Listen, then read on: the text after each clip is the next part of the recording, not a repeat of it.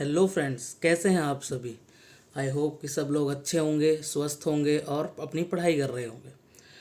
तो HTET physics level 3 की PYQs की सीरीज़ में आज हम आगे बढ़ते हुए आपके लिए लाए हैं क्वेश्चन नंबर 136, जो कि है 2022 का सेट ए का क्वेश्चन।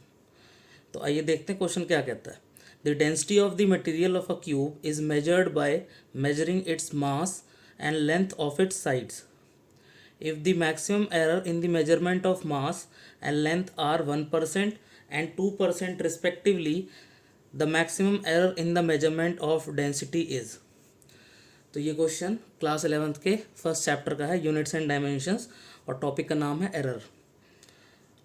तो आइए सबसे पहले देखते हैं कि जनरल रूल क्या है। जनरल रूल क्या कहता है कि देखिए, अगर कोई क्वांटिटी z है वो तीन और क्वांटिटीज़ पे डिपेंड कर रही है, और जैसे मान लीजिए ABC, और वो उनकी कुछ पावर्स पे डिपेंड कर रही है, जैसे A की पावर P, B की पावर Q और डिवाइड में C की पावर R पे।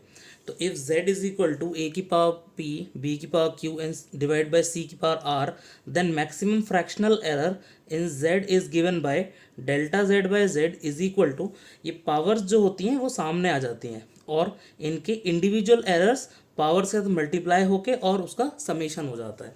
जैसे P into delta A by A, फिर plus Q into delta B by B, plus R into delta C by C. अब क्योंकि R की C की पावर माइनस R होगी, तो यहाँ पे ये जब सामने आएगा तो माइनस नहीं होगा। एरर्स हमेशा ऐड होते हैं, कभी भी एरर्स सब्ट्रैक्ट नहीं होते, क्योंकि जब आप कोई गलती करते हो किसी चीज़ की मेजरमेंट लेने में, तो वो एरर्स ऐड होते जाएंगे ना, कभी वो कम नहीं होंगे, एरर्स बढ़ते जाएंगे। जैसे जैसे आप आगे कैलकुलेशंस करेंगे कोई डेटा लेके किसी एक्सपेरिमेंट का, तो वो एरर्स बढ़ेंगे ना कि कम होंगे। इसलिए हमेशा ये ध्यान रखेंगे कि एरर्स कभी भी कम नहीं होते हैं, बढ़ते ही हैं। तो अब ये हमारे पास फॉर्मूला आ गया। परसेंटेज एरर के लिए क्या करेंगे, इनमें सब में इंटू 100 कर देंगे बोथ साइड्स।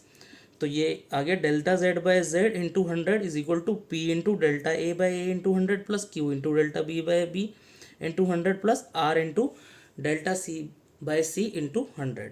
अब हमें यहाँ पे क्या दे रखा है, डेंसिटी। हमें जो फिजिकल क्वांटिटी दे रखी है जिसमें एरर कैलकुलेट करना है वो है डेंसिटी।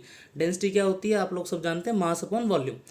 तो जैसे कि D is equal to M divided by volume. मान लीजिए क्यूब की यहाँ पे क्यूब दिया हुआ है, तो क्यूब की अगर एक साइड L है तो उसकी वॉल्यूम हो जाएगी L क्यूब। तो हमारे पास फॉर्मूला आ गया D is equal to M by L cube.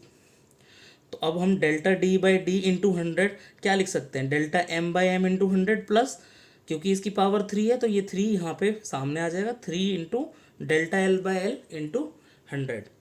तो delta M by M into 100 हमें 1% दिया हुआ है, delta L by L into 100 हमको 2% दिया हुआ है। तो 1% प्लस 3 इंटू 2%, 6% प्लस 1% 7%। तो हमारा आंसर आ जाएगा 7%। Therefore correct answer is D. तो हमारा नेक्स्ट क्वेश्चन है 2022 का सेट ए का question number 141। A magnetic dipole is acted upon by two magnetic fields which are inclined to each other at an angle of 75 degree.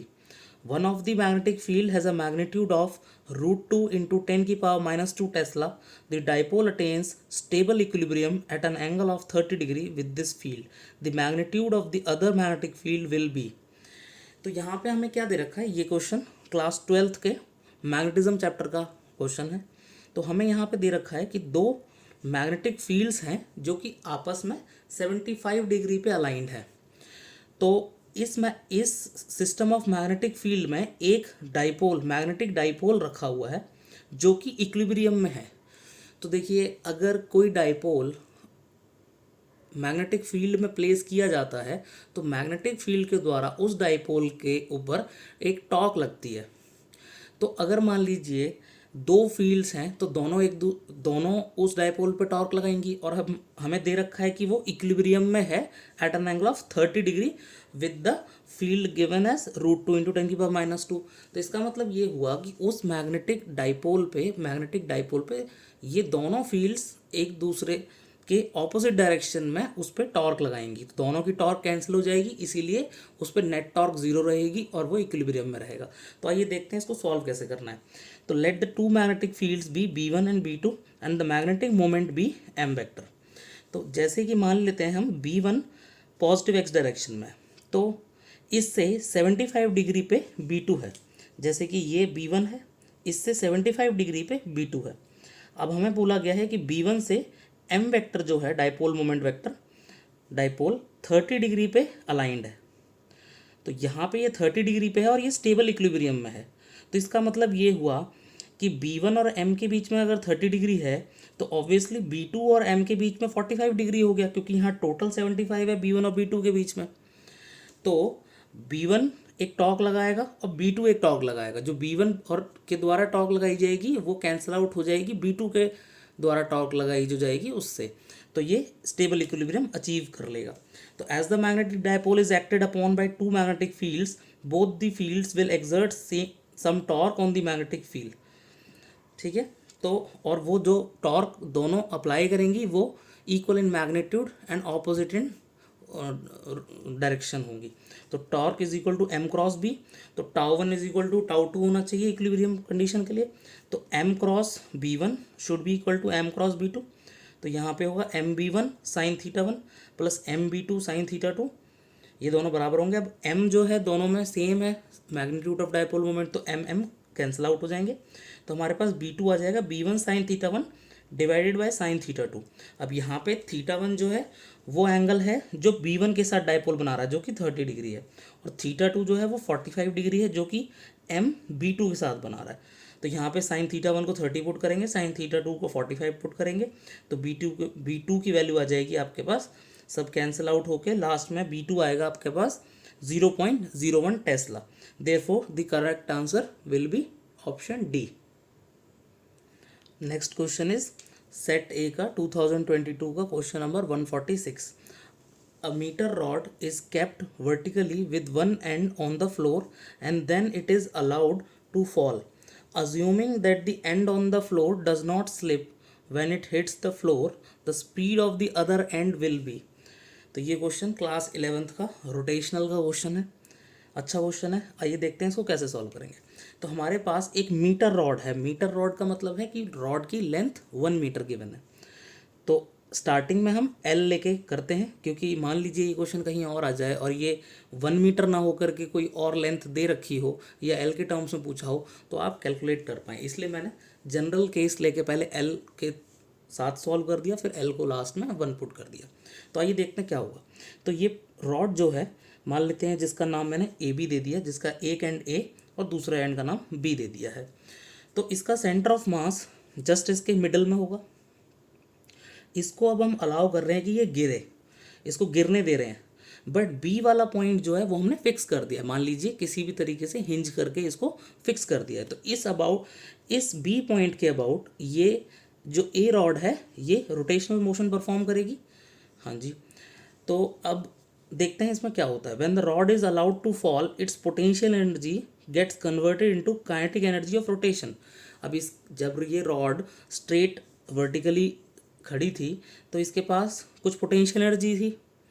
अब वही potential energy तो इसकी rotational kinetic energy में convert होगी, ठीक है। और ये क्योंकि रॉड है और रॉड का मास पूरा यूनिफॉर्मली डिस्ट्रीब्यूटेड है पूरा L लेंथ पे, तो अब हम कैसे डिसाइड करेंगे कि कौन सा पॉइंट का हम MGH लगाते समय H कहाँ का लें। इसीलिए हम क्या करते हैं, आसान बनाने के कैलकुलेशन के लिए, तो कैलकुलेशन को आसान बनाने के लिए हम क्या करते हैं सेंटर ऑफ मास पे, क्योंकि हम ये मानते हैं कि सारा मास सेंटर ऑफ मास पे कॉन्सेंट्रेटेड होता है। तो हम यहाँ पे मान लेंगे कि हम सेंटर ऑफ मास के अबाउट चीज़ें परफॉर्म करेंगे। तो हमारी mg मास हो गया रॉड का इंटू जी, ये हो गई फोर्स, सॉरी m इंटू जी, और mgh, h देखना है अब हमको। अब h कौन सा होगा, क्योंकि हम इस वाले पॉइंट के अबाउट देख रहे हैं सेंटर ऑफ मास के। अब ये तो ग्राउंड पोटेंशियल या डेटम से L/2 डिस्टेंस पे है, तो mg into L/2 will be equal to half into I into omega square, where I will be the moment of inertia, ठीक है। तो अब देखिए क्योंकि ये इस पॉइंट के अबाउट रोटेट कर रहा है, इस पॉइंट के अबाउट रोटेट कर रहा है, तो इस पॉइंट के अबाउट हमारा आई कितना होता है 1/3 ml², और सेंटर ऑफ मास के अबाउट आई कितना होता है 1/12 ml²। ठीक है, तो पैरेलल एक्सिस थ्योरम लगा के हम इस पॉइंट के अबाउट इसका आई निकाल सकते हैं, जो कि 1/3 ml² आता है।